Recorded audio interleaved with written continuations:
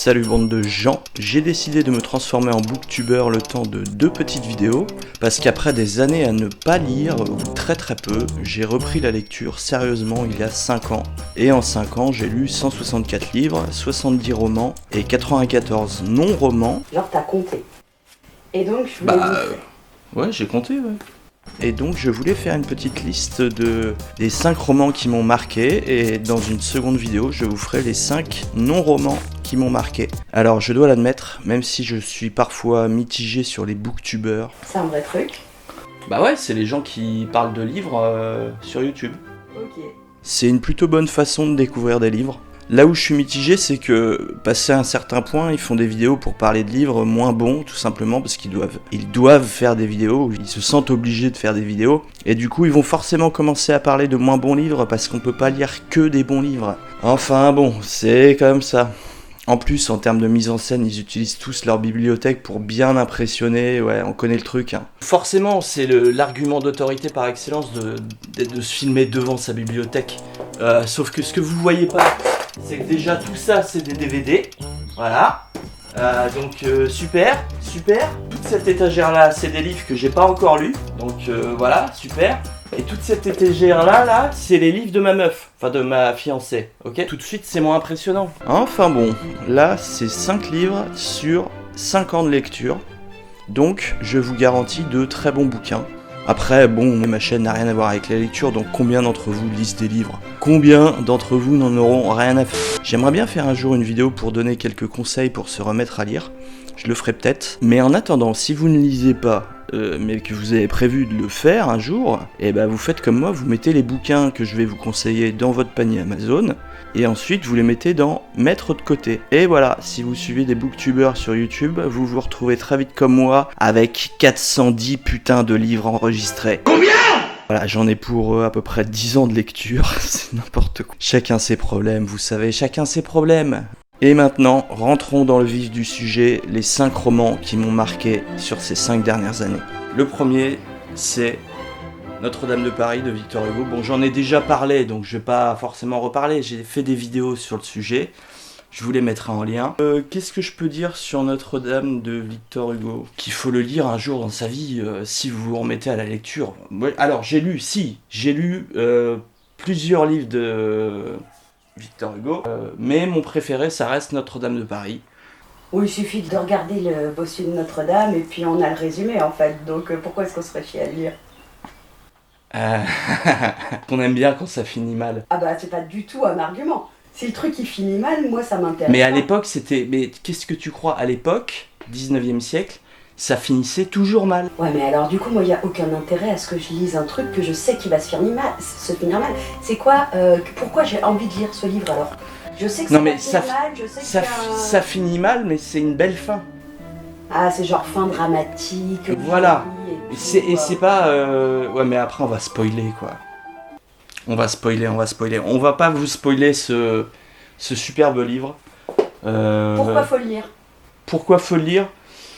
Pour le style qui est incroyable, pour l'histoire qui est géniale, pour le personnage de Claude Frollo qui est méchant, mais il est pas seulement méchant, il est absolument génial. C'est un philosophe, c'est une sorte de philosophe complètement délirant. Enfin, il est extraordinaire ce personnage. Alors, deuxième livre. Alors, c'est pareil, j'aurais pas grand chose à en dire. C'est on en a déjà marre. Faust de Goethe.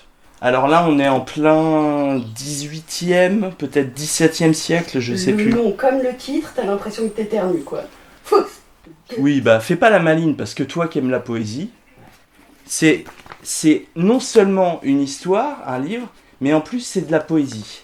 Et à la base, c'est de la poésie en allemand, mais ils l'ont fait poésie en français. Bon, je vais t'en lire un passage pour que tu comprennes. Si du noir tourbillon de l'humaine existence, un doux son de jadis m'a soudain retiré, et réveillant en moi les songes de l'enfance, d'un souvenir heureux à un instant malheureux, je n'en maudis pas moins tout ce qui nous enchaîne, L'âme par les désirs et les illusions, et vers l'affreux cachot en souriant l'entraîne, sous un bandeau d'erreurs, de folles visions. Maudite soit d'abord cette haute importance, dont veulent se parer nos esprits impuissants. Maudit l'aveuglement que jette l'apparence sur les fantasmes de nos sens.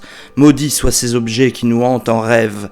Gloire, fausse immortalité, c'est bien qu'un hasard nous enlève. Femme, enfant, propriété, maudite l'espérance et maudite la foi. Et maudite par-dessus tout la patience. Ok. Ah, tu vois? Bon, ça rime, donc j'aime bien. Par contre, ça manque quand même un peu d'épique, non? Enfin, le côté Victor Hugo. Non mais épique, mais là, ça manque d'épique. Tu sais ce que c'est l'histoire? Bah C'est non. l'histoire d'un scientifique un peu perché qui va signer un deal avec le diable. Et le diable, il s'appelle Méphistophélès. C'est un personnage absolument incroyable. Toutes ses répliques En fait, sont incroyables. t'adores tous les méchants dans les livres, quoi. J'adore les méchants dans les livres. Ok. J'adore les méchants dans les Et livres. si on aime les héros et pas les anti-héros, est-ce que t'as des bouquins pour nous? Alors, est-ce que... Eh bah... Oui. Oui, pour le coup. Ah oui, mais... Le problème, c'est que le héros est aussi méchant. Oui, donc c'est vraiment pas un héros, c'est un anti-héros. Donc le héros est méchant. C'est Gagner la guerre de Jean-Philippe Jaworski. Jean-Philippe Jaworski. Non, mais déjà le titre, il donne pas envie, quoi. Gagner la guerre, ça C'est fait mais, presque 1000 pages. Oui, bah encore moins. Et sinon, t'as des C'est trucs de la qu'on c'est- aurait envie de lire. Ça va, des trucs qu'on aura envie de lire, mais c'est que des très bons livres là dont je Mhm. parle. Mhm. Donc Gagner la guerre de Jean-Philippe Jaworski. C'est de la fantaisie et mais en fait ce qui est cool avec cet auteur, c'est que c'est pas juste un auteur de fantaisie, c'est un très bon auteur tout simplement. Il écrit très bien, il a un vocabulaire de dingo. Il te sort des mots qui viennent du fin fond du Moyen-Âge. Qu'est-ce que je peux dire d'autre? Bah oui, le héros est pas très gentil. Il est pas très très gentil, c'est un assassin de base. Sauf qu'il va se retrouver pris dans une aventure où lui-même est recherché pour chasser, et il se passe plein de trucs. Et... Ouais. Jaworski, ce qui est marrant, c'est que il y a tellement de vocabulaire compliqué. J'avais entendu une anecdote comme ça. Ils ont essayé de faire une version japonaise, de traduire ce livre en japonais, et le traducteur a abandonné. Voilà. Bon, cette fois, on va parler d'un héros, Ah, d'un empereur romain. c'est pas la définition du héros, mais ok. Il y en a qui sont très bien. C'est pas tous des méchants, les empereurs romains. On va parler de Mémoires d'Adrien, de Marguerite Yourcenar. Alors, qui est Marguerite Yourcenar? C'est la première autrice française à être entrée à l'Académie, je crois.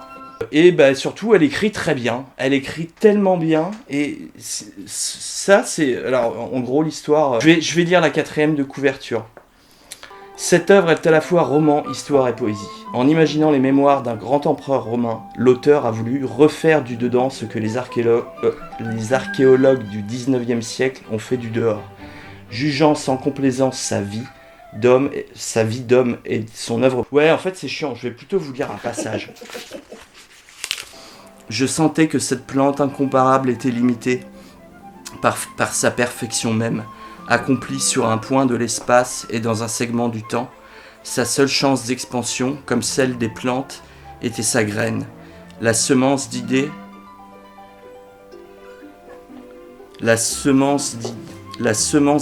dont la graisse a fécondé le monde. Mais en plus, le pire, c'est que je t'ai dit, c'est de la poésie ce livre, ça va te plaire. Ok, donc le dernier livre, c'est mon petit chouchou. C'est donc Les Rois Maudits de Maurice Druon. Et alors là, c'est 1700 pages. 1700 pages de pur bonheur. Des trahisons, des coups de pute, La des coups de couteau. définition du bonheur de François Galisson. C'est que des gros coups de pute dans... En fait, il faut C'est savoir que c'est la saga qui a inspiré Game of Thrones. Ni plus ni moins. Et en fait, j'ai pas lu Game of Thrones, je l'ai vu comme tout le monde, mais je l'ai pas lu. Et bah, en fait, c'est exactement ça, version roi de France. On est en plein 14e siècle. Et en fait, en l'espace de 50 ans, va se succéder sur le trône de France à peu près 6 ou 7 rois différents. Et il y a un peu de tout, il y a des meurtres, il y en a qui meurent très jeunes, il y a il y a plein d'histoires et c'est absolument passionnant. C'est historiquement correct ? C'est historiquement correct, c'est extrêmement bien écrit, le style est excellent, chaque fin de chapitre, t'as une nouvelle intrigue, un nouveau... Enfin bref, vraiment c'est une vraie tuerie. Si vous voulez découvrir l'histoire, découvrir le Moyen-Âge par un biais moins chiant que un livre d'histoire classique, c'est un excellent moyen. C'est vraiment un excellent moyen. Voilà, c'est mon gros coup de cœur de ces 5 dernières années, je crois. Je dois avouer que je me sens une once de respect supplémentaire pour les booktubeurs, parce que... Mais vraiment, en fait, c'est dur, quoi, de d'écrire ce qu'on a aimé dans un livre. Le problème, quand on est aussi nul que ça à vendre un livre, c'est que les livres qu'on a envie de mettre en avant, eh bah, les gens vont se dire, bah non, en fait, ça a l'air nul. Donc ça sert absolument à rien, ce que je viens de faire, on est d'accord ou pas? Allez, ciao.